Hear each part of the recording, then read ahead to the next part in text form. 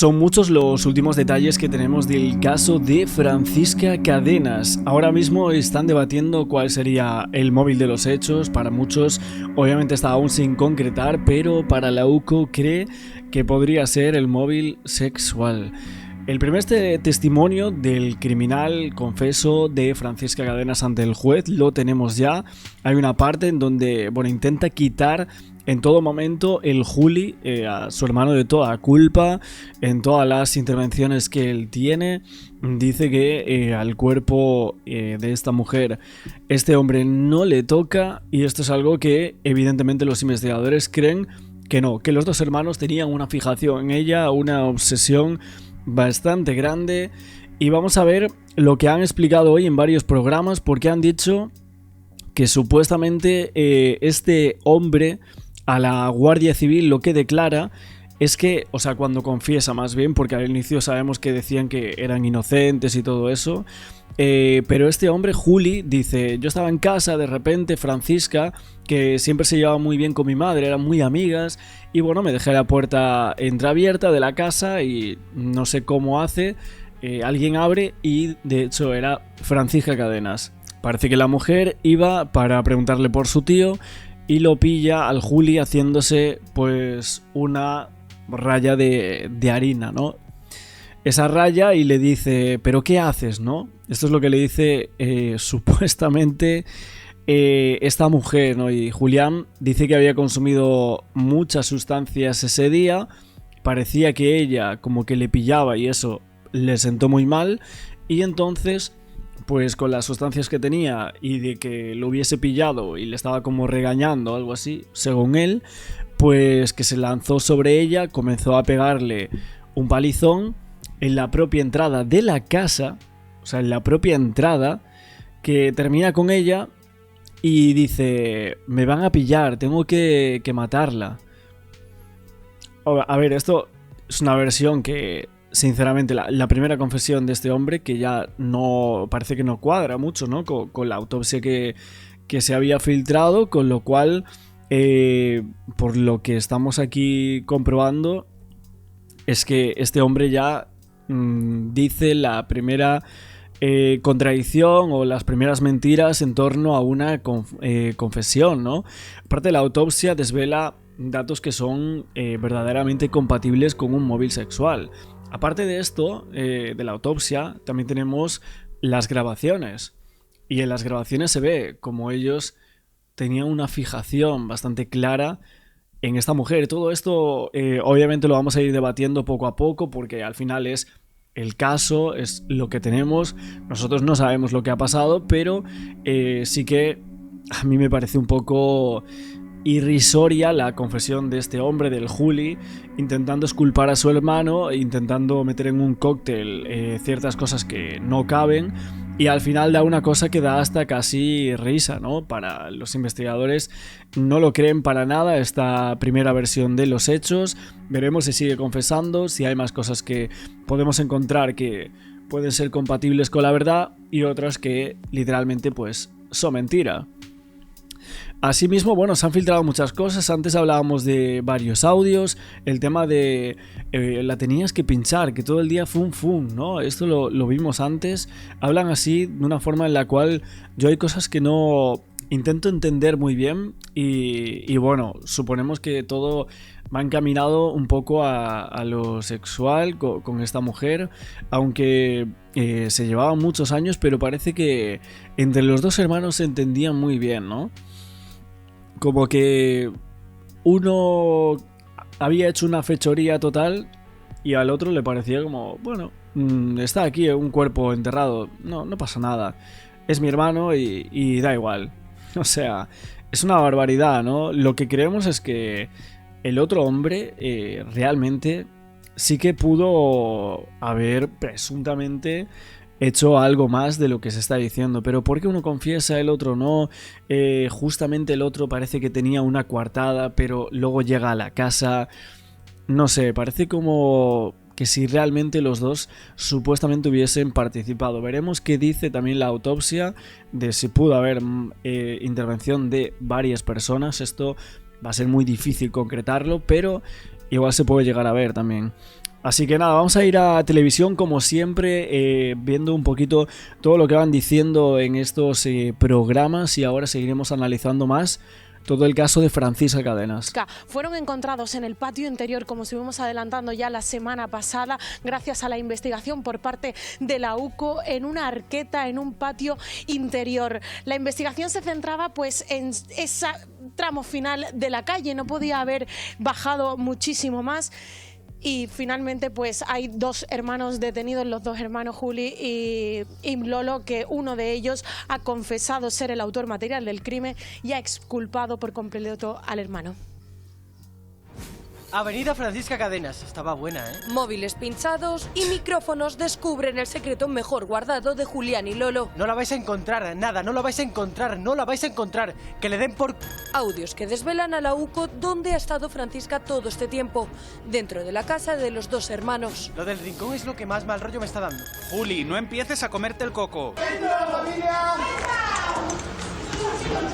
El rincón del patio, bajo unas baldosas con dibujos. La verdad es que cómo gusta el ver a este tipo de personas que han hecho o que han cometido una barbaridad sintiéndose temidos, ¿no? Como, oye, lo del rincón, qué pánico me está dando, ¿eh? ¿No os parece muchas veces que veis como este tipo de confesiones de asesinos y os da como, ostra, fíjate, que parecía que lo tenían todo hecho, que nunca se iba a resolver el caso, y finalmente los han pillado ahí, aun siendo un caso bastante sencillo, entre comillas, porque al final es que estaba al lado de casa de donde desaparece esta mujer. Dibujos que no encajan con el resto. Ahí están enterrados los restos de Francisca. Si fuésemos culpables íbamos hasta aquí. Y llega el momento de la confesión. Sí, es Francisca Cadenas y la maté yo. Le di un golpe en la cabeza. Es que somos inocentes. La autopsia revela restos de cuerdas, bridas y mordazas y señala que fue asesinada a golpes y descuartizada. Julián asegura que su hermano Lolo no tiene nada que ver y Lolo mantiene su coartada. Pero los audios demuestran lo contrario.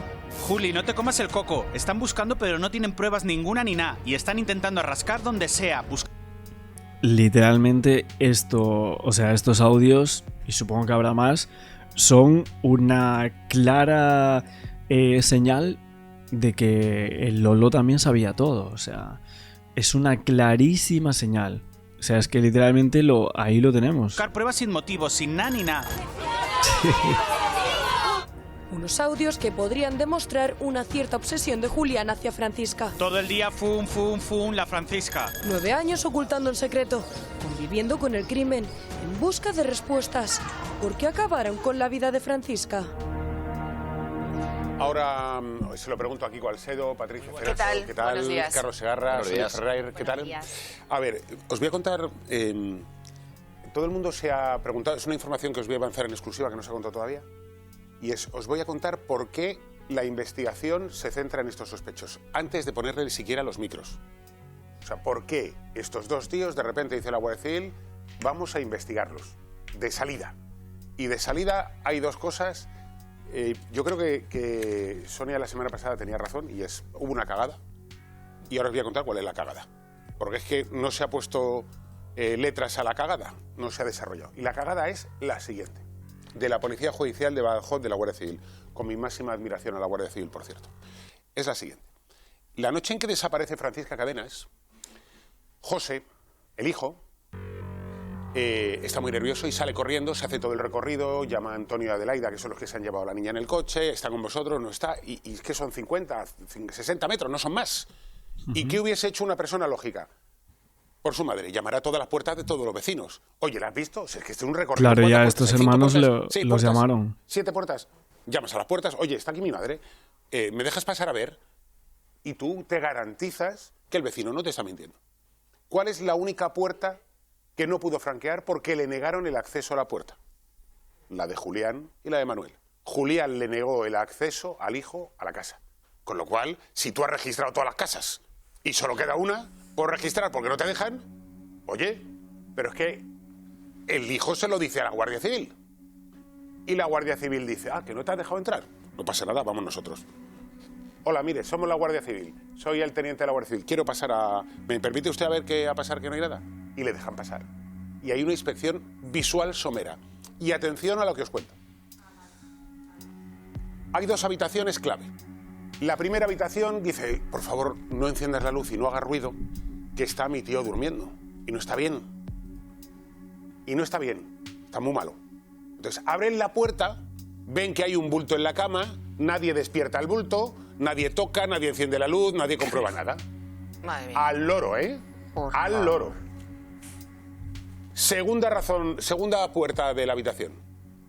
Esta se abre, pero no la comprueban. Hay una segunda habitación que está clausurada, porque tienen un taller dentro y lo tienen muy revuelto y no sé qué, y no se puede pasar. Por tanto, la Guardia Civil, que va a visitar de forma somera la casa, mira una habitación en la que ve un bulto en la cama que no sabe quién es, y no entra dentro de una habitación clausurada, porque lo dicen ellos. Ostras, es una barbaridad esto, ¿eh? Y luego no se preguntan cómo... O sea, nosotros vimos todos estos sitios, las viviendas cercanas, esta mujer desaparece aquí, y no se preguntan cómo... Ostras, es que nosotros fuimos a esta casa y justo no nos dejaron entrar aquí, en esta puerta. Había un bulto... ¿Era verdad eso de su tío? O sea, realmente yo luego saldría allí y me haría algunas preguntas. Diría... ¿y lo del tío? ¿Y no olía a nada? O sea, realmente que los policías que fueron tenían la nariz un poco taponada o algo, no sé. Lo malo es que fue muy rápido, ¿no? O sea, fue como en muy poco tiempo esta versión que está contando por aquí el periodista Nacho Abad. La verdad, tremendo esto, tremendo, porque el caso se podía haber resuelto en nada y menos, ¿eh? Y 10 años han pasado. Le dicen a la UCO, oye, UCO, ¿te encargas de esto? Entonces se ponen a mirar y dicen, a ver, todas las puertas abiertas menos esta. Han mirado aquí, han mirado allá, pero esta casa no han mirado. Y no despertaron a... Y dice, uff, esto huele fatal. Por esto que os cuento...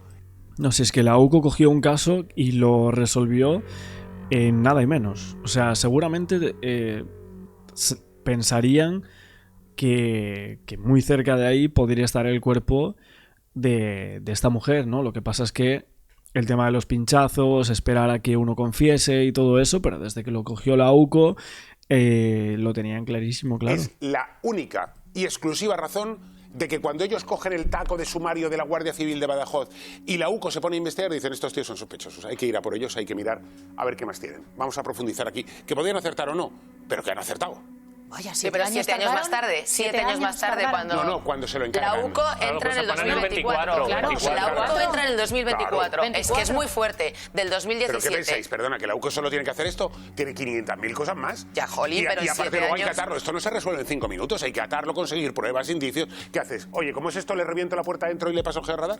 ¿Y cómo le explicas eso a los hijos y al marido de Francisca Cadenas? ¿Cómo le cuentas que podía... Es que vamos a hablar de unas hipótesis que no lo vamos a saber, pero efectivamente podría estar viva, porque como según estamos sabiendo de los informes, todas las noticias y todas las... Podría estar viva... Pero es que, claro, es que no se sabe, claro porque no se... Al día siguiente. Podía estar viva. Podía. Si es que seguimos sin saber cuándo murió. Seguimos Ni sin saber cuánto tiempo estuvo en esa casa con los hermanos, qué le hicieron. Sabemos las consecuencias, sabemos que murió. Sí, a ver, es cierto que falta muchísima información de ese contexto inicial, de lo que le hicieron, si participó uno, el otro. Ahora mismo son todo hipótesis. Yo, obviamente, en cuanto a las pruebas que hay ahora mismo y lo que os estamos contando, obviamente os estaré leyendo los comentarios y viendo un poco qué es lo que vais opinando y formando un poco todo este caso, porque ahora mismo lo tenemos en piezas muy desordenadas. Al día siguiente ya oyen los golpes que se supone que son, o al día siguiente o a los 2 días se oyen los golpes del pico. El cincel y el pico en el patio, que es lo que dicen y que viene también en el informe, que el otro día comentábamos y apuntábamos, que los vecinos habían dicho, hayamos oído un ruido, también el hijo y alguno vecino, la misma noche de la desaparición de Francisca, oyó un golpe seco. También se oyó, que también es ese dato que hay que tener. Claro, es verdad que a toro pasado los espectadores, nosotros los periodistas, lo estamos viendo y nos escandalizamos. Pero es que es verdad, y bien apuntado Sonia la semana pasada, el decir, hay alguien aquí que no hizo bien su trabajo. Y claro, estamos hablando de 9 años de angustia, de desesperación, y estamos hablando, Nacho, que tú apuntas que cuando la UCO coge todos esos informes, pero es que los cogió en el 2024. Claro, en el momento que en el 2024 empiezan a ver todos esos informes, es cuando empiezan a hacer esos seguimientos, es cuando empiezan a poner esos micrófonos, tanto en los coches de los hermanos como en los móviles. Y es que hasta el 2024, hasta ahora, hay que ver todas estas grabaciones que son espeluznantes de cómo se refieren a Francisca Cadenas. Pero es que las consecuencias no son solo para la familia y tal, sino que la persona que se cruza con Francisca cuando ella vuelve a casa y que la ve y que la saluda, el temporero, y que después Carlos. estuvo, Carlos, efectivamente, que estuvo bajo el foco de las investigaciones, y la pareja a la que ella acompañó y después no volvió, con lo cual también estuvo en el foco de las investigaciones, esta gente se tuvo que ir del pueblo. Sí. Se tuvieron que ir desterrados porque la sospecha sobre ellos era enorme. Decías cuando el cuerpo de Francisca estaba ahí. Decías que parece fácil ahora que ya sabemos el resultado. Hombre, quizá para nosotros, pues, claro, oye, nos falta intuición. Pero para los que se dedican a investigar esto, que les hayan cerrado, primero que no dejasen entrar al hijo, luego que cerrasen una habitación, que en la otra hubiese alguien ahí tirado y no supiesen quién era, alguien dormido, que al día siguiente o 2 días después... Hombre, estás investigando la desaparición de una señora, su hijo la está buscando por todo el pueblo intensamente, y literalmente ves un bulto en una cama, así lo describen, es una barbaridad. O sea, ¿pero quién estaba trabajando? Estaba borracho el guardia civil, sin ánimo de ofender, pero... Después se oyese unos ruidos que hacían sospechar que algo estaba pasando en la casa. Y aún así no sospechasen nada y tienen que llegar 7 años después para verlo en papel, no en persona, en papel, y decir, esto huele mal, vamos a ir a por estos. Oye, y además, por lo que qué sea, raro, los hijos sospechan de ellos desde el minuto 1. Pues a mí me parece todo un poco una chapuza. Me alegro muchísimo que se haya podido resolver el caso. Esperemos que por lo menos haya alguna autopsia que confirme que falleciese en el acto. Eso va a ser complicadísimo. En esa misma noche. Déjame que le pregunte a Carlos. Carlos, ¿es una cagada? Pues que lo dijo Sonia y yo también apunté y avalé lo que estaba diciendo Sonia, en el sentido de que cuando un hecho de este tipo se celebra, antes hay que asumir un fracaso. Es decir, cuando una unidad especializada entra en un caso de esta enjundia, cuando han pasado tantos años, y yo he estado en una unidad que es la unidad de la UCO en la Policía Nacional, exactamente lo mismo, cuando entramos y resolvemos un caso de este tipo, lo primero que tenemos que hacer es asumir el fracaso de que no se ha conseguido resolver cuando se tenía que resolver. Evidentemente, hay, pues ahora cuando se cuentan las cosas, y además como las cuentas tú, que las cuentas de una manera muy gráfica, ¿no? Parece que ha habido un error gordísimo. Pero es que también dije la semana pasada que cuando trabajas en homicidios y en desaparecidos te tienen que engañar muchas veces. Tienes que haber vivido muchas experiencias. Te han tenido que ningunear una y otra vez para coger esa experiencia y decir, ¿cómo que no voy a entrar en esta dependencia? ¿Cómo que no voy a ver qué bulto hay en esa casa? En esa cama, perdón. Y eso, evidentemente, pues con todo mi respeto, porque pasa en Policía Nacional, en la Guardia Civil, en todos los sitios. Perdóname, Sonia. Perdóname. Tendrás un veterano con un novato que vaya aprendiendo. No es solo una persona nueva que investiga. Perdóname, es que estamos hablando de unidades especializadas en investigación de desaparecidos y homicidios. Y una comandancia de la Guardia Civil o una comisaría local de la Policía Nacional no tiene esa gente especializada. No la tiene. A ver, déjame que lo ponga muy gráfico. En Madrid, desgraciadamente, hay más crímenes que los que se producen en Extremadura. Claro. La experiencia de los grupos de homicidios de Madrid es 1000 veces superior a la experiencia. Que hay una raja. Claro. Pero esto es física, ¿eh? O sea, es que no es otra cosa. Dicen, pues va a estar aquí. Hay una raja, es diferente. Y entonces descubren por qué se ha producido esa raja, aparte de encontrar, lógicamente, el cadáver. Y esto es algo que nos había contado también para apuntar en ese sitio concretamente. José Antonio, el hijo, también ha dicho muchas veces y durante estos años que escuchó que esa vez que cuando fue a llamar a la puerta, que vio a Lolo muy nervioso, que advirtió mucha tensión, incluso ahora ha declarado, es verdad que a posteriori, que escuchó ruidos, que escuchó algún grito, y es probable... creo que fue... Ah, bueno, no, era Julia, Juli, era se Juli, supone porque que Lolo Lolo estaba fuera. en Mérida. Efectivamente, Pero era no Juli, había era vuelto Juli. ya cuando estaban... A las volvió 12:30. Cuando la estaban buscando. A las 12:30 de la noche volvió. Puede ser que viese a cualquiera de Claro, Sí, sí, sí. a las 12:30 él Cualquier dice caso. que estaba viendo al padre en Mérida en el hospital, que el padre falleció al cabo de pero unos que años pero y que volvió estaban a en las la 12:30. búsqueda cuando volvió. Sí, Claro. pero que tampoco participaron de la búsqueda, así es Que que... había muchísimos indicios, vamos. Ana esa Gómez, misma noche. has hablado con uno de los hijos de Francisca.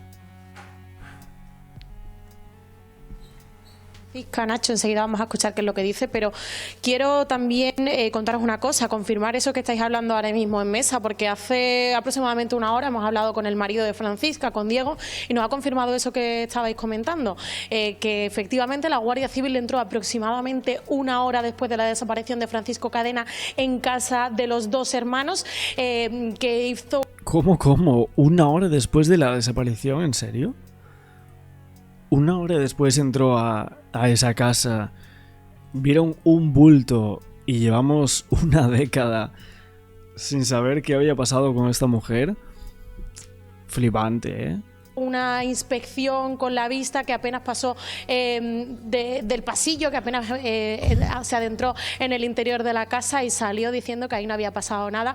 Y la segunda cosa que quería comentaros es que me ha dicho Diego que al día siguiente de desaparecer Francisca, cuando toda la calle, todos los vecinos, prácticamente todo el pueblo lo abandonaba para dirigirse a las batidas que se hicieron durante días, la vecina de al lado de la casa de estos dos hermanos presuntos asesinos detenidos se escuchaba cómo se picaba el suelo y hacía temblar las paredes, que le comentaba la vecina a Diego. Aquí estos vecinos parece que van a tirar las paredes. Son... Ostras, que si me dices que fueron poco a poco picando y demás, pero es que justo desaparece, tenemos el testimonio de un bulto, las únicas personas que no están en la búsqueda de la mujer. Ostras, la de datos que tenían eran una barbaridad. Aparte de este testigo que dice que se estaban retumbando las paredes. ¿Quién estaba haciendo obras? Porque esto siempre es algo, una comunidad de vecinos muy pequeña, saben perfectamente quiénes son todos y siempre hay esos cuchicheos de este está haciendo obras, este no está haciendo, esto tal. Y con todos estos datos que tenían, no apuntalaron ahí, es que me parece rarísimo. Claves estos argumentos que nos estaba contando Diego, pues para toda la investigación, cómo se ha podido tardar 9 años en descubrir esto. Quiero enseñaros este punto, Nacho, porque es el último punto donde se ve a Francisca Cadena con vida. Es el callejón donde se la encuentra, donde se la cruza un temporero, un trabajador que se investigó en su día y se descartó su implicación. Aquí se ha hecho un altar improvisado. Me gusta mucho este cartel, gracias UCO, porque gracias a la intervención de la Unidad Central Operativa de la Guardia Civil se ha resuelto este crimen, este caso. La familia ha tenido que convivir 9 años con los presuntos asesinos de Francisca. Francis, qué orgullo de familia. Yo también estoy de acuerdo con este cartel que han escrito aquí todos los vecinos. Y Nacho, ahora sí quiero enseñaros esas palabras de agradecimiento que nos ha dicho Diego, el hijo mayor de Francisca, esta mañana. Encontramos, que ya sabemos dónde está mi madre, pero a la vez nos encontramos con esa rabia, con ese dolor muy grande. Y yo desde aquí quería agradeceros a todas las cadenas por lo que habéis portado con nosotros. Mi hermano y mi padre, pues, estamos todos iguales. Jorge Badía, periodista del Español. ¿Qué tal, Jorge? Buenos días, Nacho. A ver, lo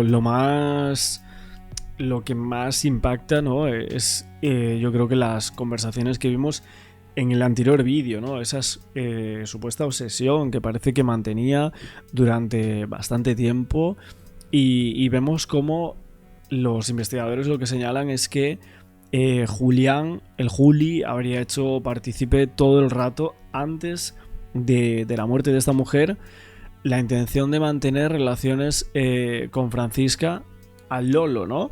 Entonces ahí hablamos de que esa posible agresión que para ellos era normal, entre comillas, una barbaridad, pues no resultó para nada extraño. Entonces no sé cuál fue el testimonio que le dio o si realmente él lo vio y ahí pues se encargaron de hacerla desaparecer, ¿no? Pero bueno, es cierto que cuando los investigadores están registrando ya muy cerca de ahí, están haciendo una reconstrucción, este hermano le dice, trata de calmarlo y le dice, lo tienen que demostrar, lo que sea, lo tienen que demostrar. Parece que lo tenían ahí ya y bueno, el 7 de marzo hacen una reconstrucción de la desaparición de Francisca Cadenas. Y en el coche van hablando los dos hermanos. Dice, van a por ti, ya está, van a por ti.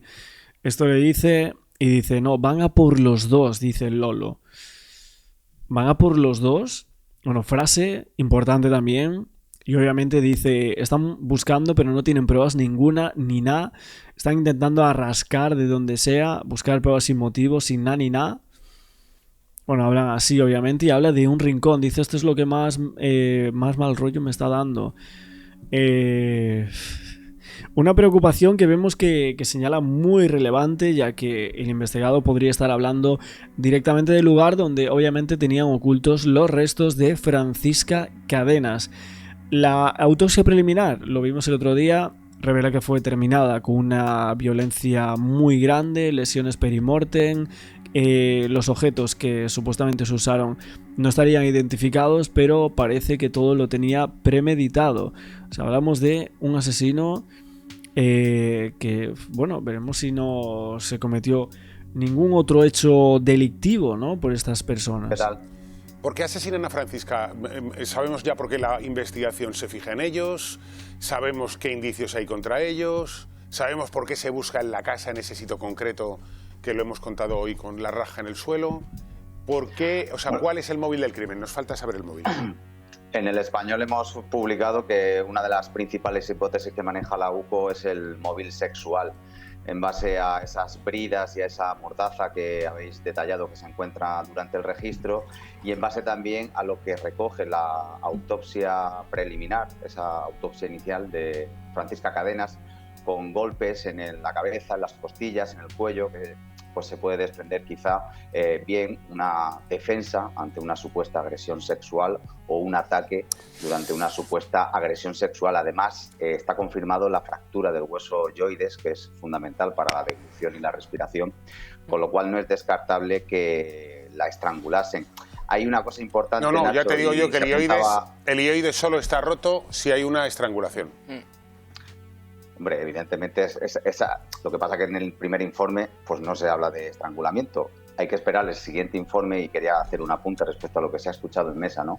Que no se sabe ni siquiera todavía la data exacta de la muerte de Francisca. Es decir, no sabemos si agonizó durante horas o si a lo mejor quizá pues murió al día siguiente. Es decir, a mí me parece muy triste porque han estado 3.229 días esperando a que encontrasen el cuerpo sin vida de su madre, y ahora todavía, fíjate, ¿no?, les toca esperar pues para ver si efectivamente su madre murió en el transcurso de una supuesta agresión sexual, si su madre murió aquella noche o agonizó, si la estrangularon. Lo que a mí me cuentan es que recibió un palizón, o sea, es el término que emplean. Mira, por no detallar, las lesiones son en esta zona, en las costillas, el palizón es severo. Mira, voy a aprovechar, yo lo de la agresión sexual lo contemplo desde el punto de vista más objetivo de... pero podemos equivocarnos, ¿eh? En el auto de prisión de Julián y de Manuel no aparece en ningún sitio la acusación, la imputación de agresión sexual, solo la de asesinato. Pero los comentarios...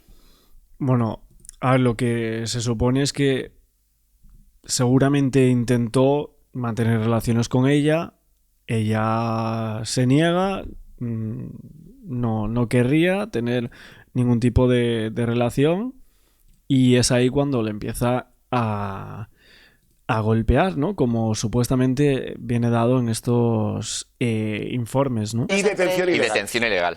Detención ilegal. Lo de decir estabas obsesionado con ella. Pero escuchad lo que os digo. Perdón. El juez no considera ningún indicio que sustente en un auto judicial hoy la agresión sexual, más allá de lo que uno pueda pensar internamente.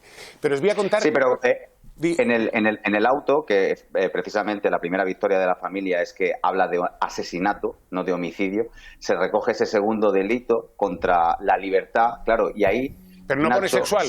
Pero no pone sexual. Claro, no pone sexual, pero lo deja abierto. Es decir, puede ser contra la libertad sexual. A mí me lo explicaba ayer Verónica Guerrero. Puede ser contra la libertad sexual, puede ser una retención pero, ilegal Jorge, / secuestro. Jorge, tú y yo estaremos de acuerdo que si lo tuviese claro el juez habría puesto libertad sexual. Bueno, obviamente estos son muchos de los datos que van saliendo hasta el día de hoy.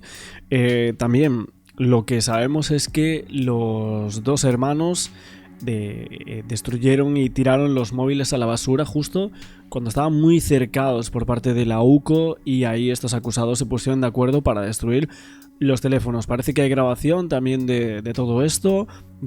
Tiraron sus móviles a la basura e inmediatamente después fueron llamados a declarar como investigados en la desaparición de su vecina de Hornachos. Estos dos hermanos sospechosos que sabemos que machacaron sus teléfonos, se deshicieron de ellos, y esto es uno de los argumentos por los cuales pudieron llevarlos a esa prisión provisional.